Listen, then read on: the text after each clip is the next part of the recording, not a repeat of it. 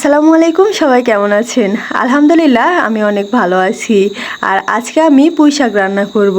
গ্রামের মানুষ বলে কথা, গ্রামের মানুষ কিন্তু বাড়িতেই পুঁই শাক তৈরি করে। ঠিক তেমনই আমার শাশুড়ি কিন্তু পানবরজে পুঁই শাক গাছ করেছে। সেখান থেকেই আজকে আমার শাশুড়ি পুঁই শাক নিয়ে এসেছে রান্না করার জন্য। কিন্তু দুঃখের বিষয়, আপনাদের ভাইয়া কিন্তু শাকসবজি একটু কম পছন্দ করে। তার কাছে মাছ, মাংস, ডিম এগুলোই বেশি পছন্দ। তো আজকে কিন্তু আমি পুঁই শাক রান্না করব, এতে তার কিন্তু বেশ মন খারাপ, কারণ তার পছন্দ না। মেয়ে মানুষেরা কিন্তু শাকসবজি একটু বেশি পছন্দ করে। আর এই শাকগুলো দেখুন কতটা সুন্দর, একদম সবুজে ভরা। অনেক দিন ধরে ভাবছিলাম পুঁই শাক রান্না করব, শুধুমাত্র আপনাদের ভাইয়ার কথা ভেবে রান্না করা আর হয়নি। তো আজকে কিন্তু তাকে বলেই দিয়েছি আজকে পুঁই শাক রান্না করব, তোমাকে কিন্তু খেতেই হবে। তারপরে সে কোনো রকম রাজি হয়েছে।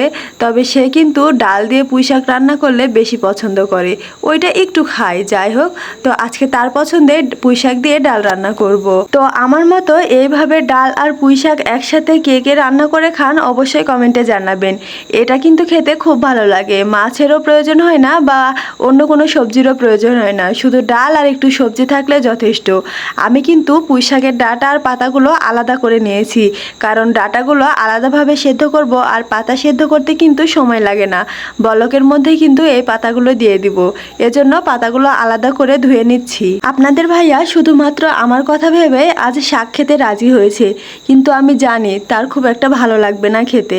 তাই তার জন্য আমি আলাদা করে কই মাছ রান্না করেছি। কই মাছ শুধু পেঁয়াজ দিয়ে সুন্দর করে লাল লাল করে পুরপুরি করে রেখেছি।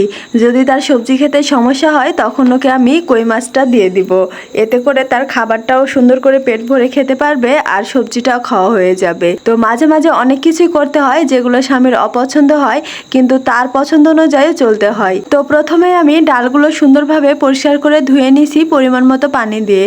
তারপরে ডাল আর ডাঁটা একসাথে সেদ্ধ করতে দিয়ে দিয়েছি। যদি ডাল আর ডাঁটা একসাথে সেদ্ধ না করি, পরবর্তীতে কিন্তু ডাঁটা আলাদা করে সিদ্ধ করে নিতে হয়। এজন্য আমি একসাথে সেদ্ধ করে নিয়েছি। আর কিছু পেঁয়াজ কুচি আর যা যা মশলা প্রয়োজন সবগুলোই দিয়ে সুন্দর করে ঢেকে দেব সেদ্ধ করার জন্য। আসলে আমি যেভাবে রান্না করি সেটাই কিন্তু আপনাদের সাথে শেয়ার করছি। তো আমার সেদ্ধ করা শেষ, এই বলকের মাঝে কিন্তু আমি পাতাগুলো দিয়ে দিব। সবচাইতে ভালো হয় কি জানেন, এই জিনিসটা যদি আমি কাঁচামরিচ দিয়ে রান্না করতাম তাহলে বেশি স্বাদ হইতো বা বেশি ভালো লাগতো। দুঃখের বিষয় আজকে আমার বাড়িতে কাঁচামরিচ নাই। কাঁচামরিচ তুলে আনতে সে আবার পানবরজে যেতে হবে। তো অতটা সময় না থাকার কারণে আমি আজকে মরিচের গুঁড়া দিয়েই রান্না করছি। তবে কাঁচামরিচ দিলে কিন্তু বেশি ভালো হয়, তরকারির কালারটা অনেক সুন্দর হয়, আবার স্বাদটা অনেক বেশি হয়। তো সবকিছু সেদ্ধ করে নেওয়ার পরে এখন পেঁয়াজ কুচি আর রসুন থেতলানো আর ডাল মশলা দিয়ে সুন্দর করে তেলে দিয়ে নিলেই কিন্তু আমার রান্না করা কমপ্লিট হয়ে যাবে।